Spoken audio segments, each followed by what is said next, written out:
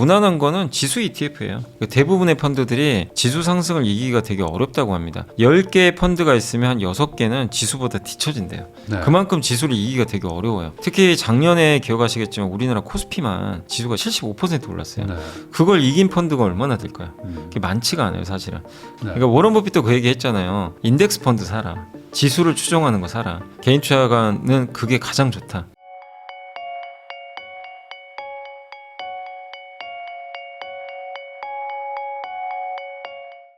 LS증권의 염승환 이사님하고 이야기 나누고 있는데요. 그러면 결국에 이제 개인 투자자들 입장에서 접근을 좀 해야 되는데 요즘에는 ETF나 이런 게 워낙 잘 나와가지고 네. 사실 이제 개별 종목을 해야 되나라는 거에 대한 좀 근본적인 좀 의문도 있거든요. 기본적으로 지금 말씀해주신 어떤 업종을 얘기를 해주셨기 때문에 업종별 ETF들도 많이 있고 이 개별 종목 투자, ETF 투자 뭐 큰 틀에서는 어떻게 봐야 됩니까? 근데 개별 종목 같은 경우는 이제 여러분들이 이제 저처럼 뭐 예를 들면 기업 분석도 많이 하시고 공부도 많이 하고 네. 평소에 주식에 관심도 많고 그럴 시간이 좀 많으신 분이면 개별 종목이 더 낫죠. 왜냐하면 그러니까 미국도 지금 필라델피아 반도체 지수를 추정하는 ETF가 있는데 그것도 많이 올랐어요. 네. 근데 엔비디아 주가 상승률을 못 쫓아갑니다.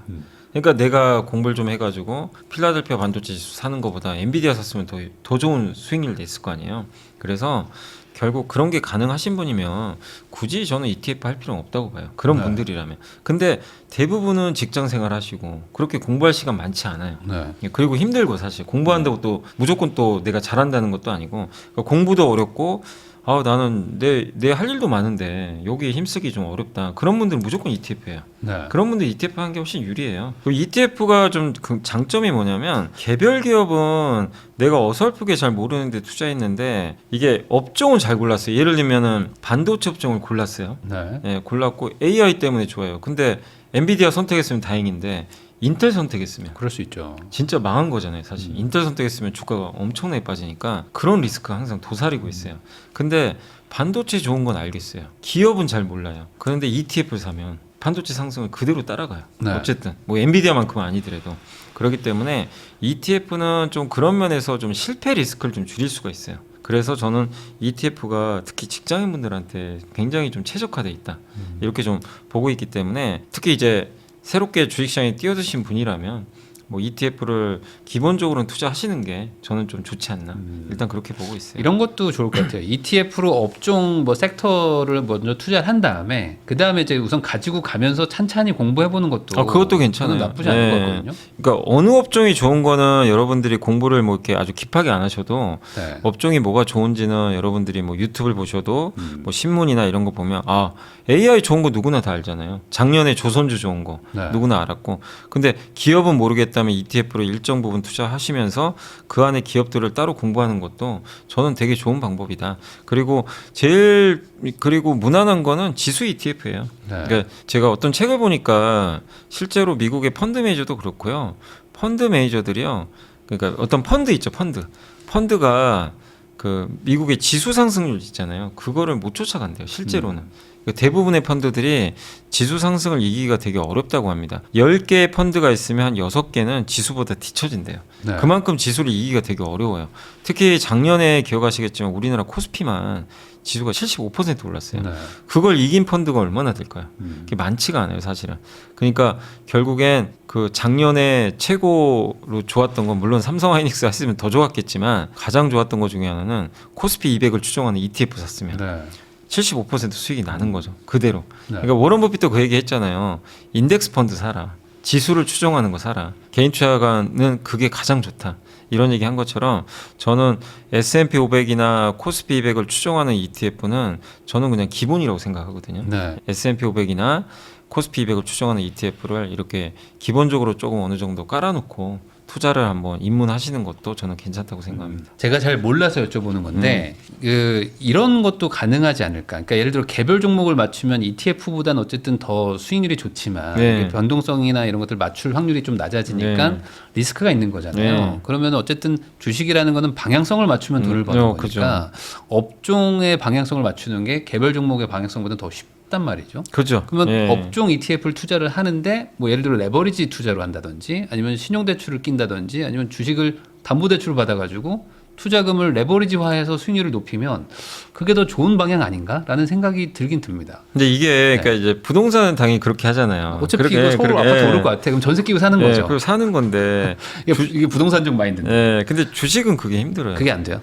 주식은 왜냐면 그러니까 레버리지를 뭐 아예 하지 마세요 뭐 이런 얘기는 아닌데요. 레버리지를 하려면 정말 이게 지금 당장 뭐 예를 들면 두세 달 안에 올라갈 수 있는 확신을 무조건 하셔야 돼요. 그게 실패해서 반대로 가면 진짜 망하는 거거든요. 잘못하면 레버리지 쓴 만큼 2배, 3배 까지는 거니까. 그러니까 레버리지 쓰는 거 신중해야 되는데 내가 진짜 확신을 해요. 두세 달 안에는 충분히 여기서 주가가 많이 오를 것 같다. 그런 사이클이 보인다. 그러시면 오히려 레버리지 하는 것도 하나의 방법은 맞는데 그런 통찰력을 내가 갖고 있어야 되잖아요. 그게 그냥 초보자가 그렇죠. 할 수가 없는 거잖아요. 그래서 대부분은 이런 걸 하시는 분들은 진짜 경험이 많은 분들, 특히 슈퍼개미 분들은 레버리지 많이 해요, 실제 하니까. 근데 그런 분들은 그분들만의 노하우가 있잖아요. 이 보는 노하우. 그래서 그냥 어설프게 보는 상태에서 레버리지 쓰면 진짜 잘못하면 망하거든요. 그래서 저는 되도록이면 초보나 아직 경험이 부족하신 분들은 아무리 좋아도 레버리지는 아직은 하지 마세요. 그리고 이게 왜 부동산하고 다르냐면 부동산은 어쨌든 만기가 좀 길잖아요. 그래도. 근데 주식 신용대출은 만기가 길지가 않아요. 어쨌든 보통 3개월이거든요. 갚아야 돼요. 그 안에 안 될 수도 있으니까. 안 될 수도 있고 물론 연장할 수도 있어요. 연장도 가능하지만 어쨌든 간에 그렇다고 이게 뭐 아파트는 안 되면 그냥 우리 살자 이럴 수 있는데 주식도 살 수 있죠. 근데 어떤 기업이라는 게 삼성전자도 아시잖아요. 옛날에 9만 원 갔다가 5만 원 가고 다시 또 빠질 수도 있고 그건 모르는 일입니다. 그러니까 평생 이 회사랑 함께하기가 되게 어려워요. 사실은 변동이라는 게 기업 가치는 또 변하잖아요. 잘 나가던 기업이 순식간에 이번에 뭐 쿠팡도 그렇잖아요. 그러다가 그렇게 그 개인정보 유출해가지고 난리가 난 것처럼 회사라는 것도 무슨 일이 발생할지 모르기 때문에 언제든지 아니다 싶으면 이혼할 준비도 해야 돼요. 기업가는 영원히 들고 갈 필요는 저는 없다고 생각하거든요. 이게 검증을 하시면서 아니다 싶으면 손절매도 하셔야 되고. 근데 그런 상황에서 내가 운 나쁘게 사자마자 손절해야 되는 그런 상황이 발생할 수도 있잖아요. 내가 레버리지를 했는데 그러면 엄청난 데미지로 내가 손절을 해야 되는 거거든요. 100만 원 까먹을 거 200만 원 까먹어야 되니까 이게 만기가 짧다는 거 이런 부분도 있기 때문에 그리고 같이 살 수는 없는 거. 이 부동산은 좀 다르거든요. 그래서 저는 되도록이면 레버리지는 경험이 없는 분들은 안 하시는 게 좋다. 오히려 좀 경험이 많거나 뭐 이제 시장을 보는 좀 흐름이 느껴지실 때 좀 내가 이거 저점이다라고 샀는데 더 빠지면 그때는 오히려 뭐 레버리지 써가지고 회복을 시키거나 뭐 이렇게 하시는 경우들은 있는 것 같아요. 그건 이제 되게 잘하시는 분들인데 근데 대신에 레버리지를 하실 거면 기간을 좀 짧게 하세요. 짧게 하고 손절을 확실히 잡고 그렇게 해서 리스크 관리 하시면서 들어가셔야지 그냥 이 레버리지 하셔가지고 몇 배 가겠지 이거는 되게 좀 위험할 수 있다 이렇게 말씀드릴게요. 그러면은 이 질문에 완전히 반대되는 질문일 수 있는데 그럴 거면 그냥 지수 투자가 난 거 아니냐. 뭐 예를 들어 코스피가 지금 4,500이에요. 얼마 전에 3,000대였는데 그러면 그냥 지수 투자 그냥 딱 넣어놓고 마음 편하게 그냥 한국의 베팅 이런 뭐 미국의 베팅 그것도 괜찮아요. 그러니까 이게요 반도체가 좋다는 건요 그냥 코스피 지수에 투자하는 게 정답이라는 얘기랑 똑같은 거예요. 왜냐하면 우리나라 반도체 시총이 그 옛날에는 20% 됐어요. 지금 30% 넘었거든요. 전체 시총이 그냥 코스피 200이 반도체랑 똑같은 거예요. 반도체 가면 가고요. 반도체 한 거면 빠져요. 실제 그렇게 움직입니다. 물론 뭐 변동성은 좀 더 적겠지만 그래서 지금이 반도체 장세면은 반도체 ETF를 투자하신 것도 좋고요. 어쨌든 그 코스피 200을 추정하는 ETF를 투자하는 것도 저는 하나의 방법이다. 가장 무난한 거죠. 어떻게 보면 코스피 200 투자하는 거. 그리고 뭐 반도체가 뭐 꺾일 수도 있겠죠. 꺾일 수 있겠지만 꺾여도 코스피 200은 반도체보다는 덜 빠져요. 빠질 때는. 오를 때는 좀 덜 오르겠지만 그런 또 효과도 있기 때문에 어쨌든 저는 코스피 200 ETF가 지금 상황에서는 제일 좀 무난하지 않나 이렇게 보고 있어요. 그러니까 오히려 지수 투자를 하면서 우선은 시장을 따라가다가 상황 봐서 그때 가서 자산 배분을 한다거나 하는 게 더 나은 것 같다는 생각도 좀 들더라고요. 항상 올라가는 거 추격 매수하면은 결과가 좀 안 좋은 경우도 있으니까 그 크게 미국과 한국 뭐 이렇게 자산 배분을 한다면은 올해는 좀 어느 정도 배분율이 좀 좋을까요? 저는 뭐 작년에도 그랬고 올해도 역시 한국이 더 낫다고 보고 있고 저는 그냥 정부 정책에 맞서지 않는 게 맞다고 보거든요. 정부가 그냥 너무 노골적이에요, 사실은. 부동산도 하지 마라. 심지어 예금도 하지 말라는 것 같아요. 제 생각은 그래요. 그 배당소득 분리과세 한 거 보면 예금 이자에는 분리과세 안 하잖아요. 근데 배당 소득은 분리과세 그렇죠. 법으로 바꿔버렸잖아요. 네. 그럼 이건 예금보다는 주식하라는 얘기예요. 그리고 아까도 말씀드린 그 해외 주식 팔고 국내에서 계좌 터가지고 국내 주식 사면 세제 혜택. 예, 요것도 미장하지 말고 국장하라는 얘기랑 똑같잖아요, 사실은. 그래서 정부가 그렇게 얘기를 하고 있고, 그 다음에 지금 이 미국에서도 지금 메모리만 가거든요. 네. 근데 메모리 비중이 제일 높은 국가는 한국이에요. 그러니까 그런 걸 본다면 메모리 사이클이 왔다면 한국이 훨씬 유리할 수밖에 없어요. 요새 미국 보면 나스닥 좀 비리비리 하거든요. 힘은 네. 별로 없어요. 그러니까 한국보다 훨씬 약하죠. 작년에도 그랬고, 그래서 저는 올해도 상반기까지는 이 기조가 좀 이어질 것 같아서 증시, 그러니까 비중으로 본다면 미국을 하지 말라는 게 아니라 한국 비중이 좀 더 높은 게 저는 더 유리하지 않겠냐, 이렇게 좀 생각은 하고 있어요. 전반적으로 한국 시장이 뭐 올해도 뭐 네. 다른 데들 비해서 나쁠 만한 요인이 별로 보이지 않는다. 네. 이렇게 좀 보면 되겠죠. 그 방금 말씀해 주셔가지고 생각난 건데 배당소득 분리과세가 어쨌든 올해부터 되면 네. 예, 소위 말하는 이제 우리나라도 이제 장기적으로 배당주에 투자하는 뭐 이게 될 거다 이렇게 보시는 건지 아니면 아직 조금 더 아쉬워서 좀 뭐가 바뀌어야 된다 뭐 어떻게 보십니까? 배당에 장기 투자하는 그 흐름도 생길 텐데, 근데 어쨌든 이제 그 소액으로 하시는 분들 입장에서는 크게 바뀌는 건 없어요. 어차피 왜냐하면 1년에 2천만 원 이상의 금융소득이잖아요. 네. 그거는 실제 쉽지 않아요. 정말 큰 부자들이 그렇게 네. 되는 거고, 그러니까 내가 그냥 배당이나 은행 예금 합쳐가지고 2천만 원이면 굉장한 한 10억 이상 예, 나와요. 엄청난 거죠. 그러니까 일반적인 이제 그 이렇게 소액 투자 하시는 분들 입장에서는 와닿진 않지만, 근데 이게 왜 중요하냐면은 그 약간 간접적인 효과가 생겨요. 이분들한테도. 무슨 효과가 생기냐면, 내가 세금을 깎이는 건 아닌데 그 대주주 분들 같은 경우는 1년에 배당만 뭐 100억 받는 분들이 있거든요. 되게 네. 많아요. 근데 그런 분들 입장에서는 배당을 내가 100억 받는데 옛날 같으면 종합소득 과세 때리면 절반 나가잖아요. 네. 50억만 받게 돼요. 내가 실제로 들어오는 돈은. 근데 분리과세 때리면 지금 최고 세율이 30%를 알거든요. 네. 그러면은 옛날보다 금액을 그렇죠. 훨씬 아낄 수가 있잖아요. 옛날에는 내가 이제 대주주가 보통 배당 의지가 있어야 그 회사 배당이 늘어나요.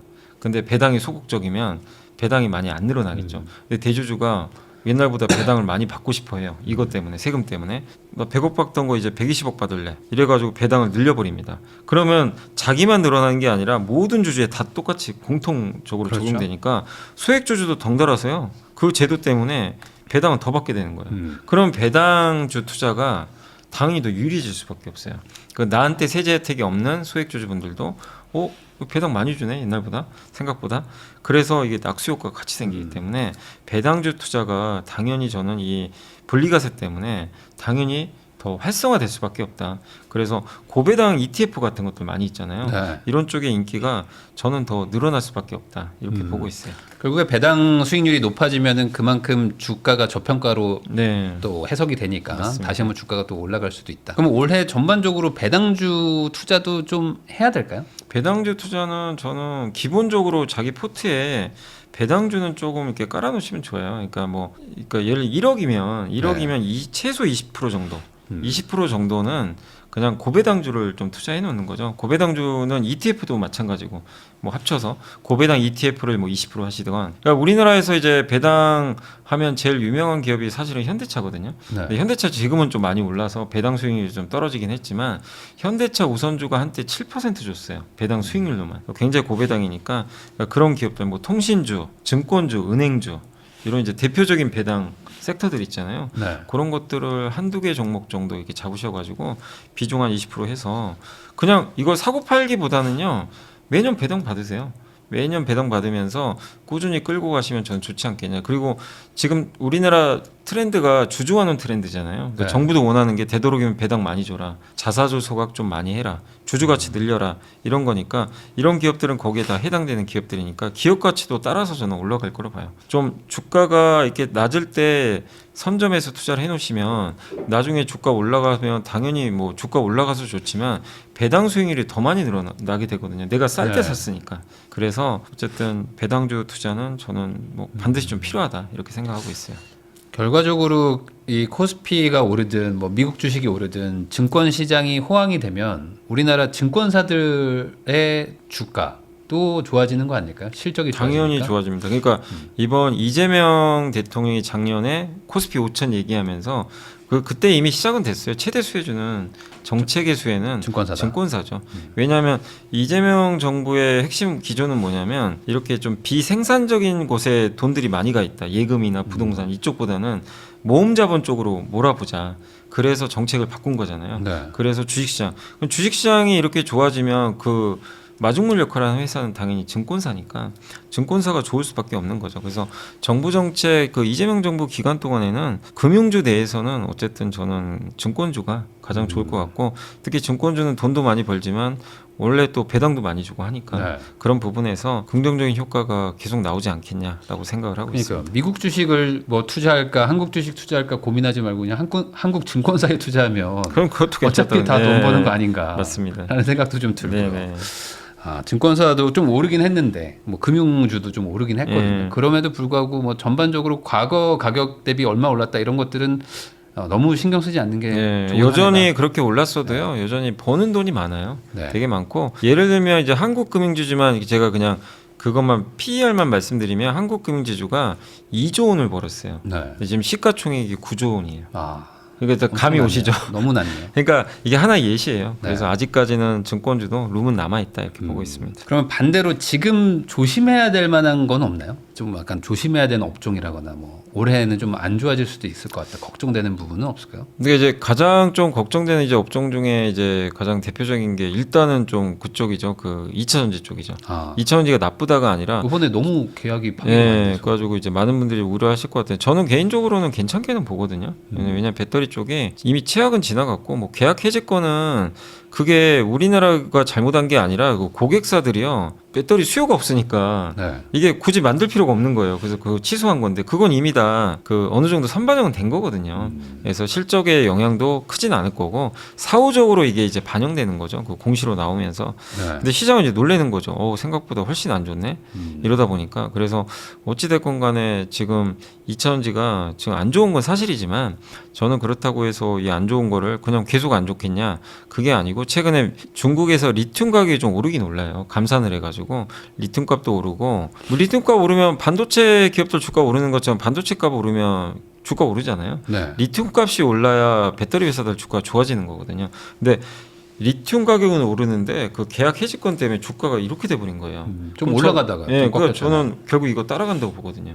그래서 배터리 업황 좋은 건 아니지만 배터리주들도 저는 오히려 개인적으로 지금 자리에선 네. 나쁘지 않다 이렇게 좀 생각을 하고 있고 뭐 나쁜 업종은 사실 그렇게 딱히 보이진 않는데 그냥 좀 재미없는 업종은 이제 그런 쪽 소비재 기업들 뭐 예를 들면 의류 업종이라든가 네. 이런 쪽 뭐 편의점 업종도 있을 거고 되게 중에 한마디로 뭐냐면 좀 재미없죠. 답답하고 이런 업종들이 더 나쁠 건 없겠지만 좀 답답할 것 같다 이렇게 좀 보고 있고 단기적으로는 저는 조금 조심해야 될 업종은 그러니까 이게 그 업황이나 이런 건 좋긴 할 텐데 조금 조심할 건 가격적인 측면에서는 우주항공주들이 너무 많이 올라갔어요. 네. 단기간에 그 스페이스X 상장 네. 때문에 그냥 갑자기 불을 뿜어버렸거든요.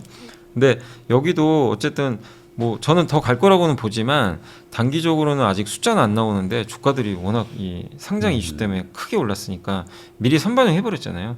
그러니까 언제든지 변동성 나올 수 있으니까 우주항공주들은 저도 개인적으로 참 이쪽 업종 되게 관심이 많지만 가격 보면 조금 약간 많이 올라서 부담은 되거든요. 그래서 약간 뒤늦게라도 쫓아가지 마시고 변동성엔 조금 대비할 필요 있지 않나 이렇게 생각을 하고 있습니다. 기본적으로 투자라는 건 좀 관심이 좀 덜한 것을 사가지고 관심이 붙을 때 파는 게 좋은 방향이니까 이미 올라가고 있는 거를 뭐 추격 매수하는 것도 좋겠지만 한번 좀 새해니까 찬찬히 한번 생각해 보시는 것도 좋을 것 같습니다. 지금까지 LS증권의 염승환 이사님을 모시고 최근 주식 시장에 대해서 이야기 나눠봤는데요. 또 이런 내용들 잘 참고하셔가지고 좋은 선택하시기를 바라면서 저도 이사님하고 인사 나누도록 하겠습니다. 오늘 나와주셔서 감사드립니다. 네, 감사합니다.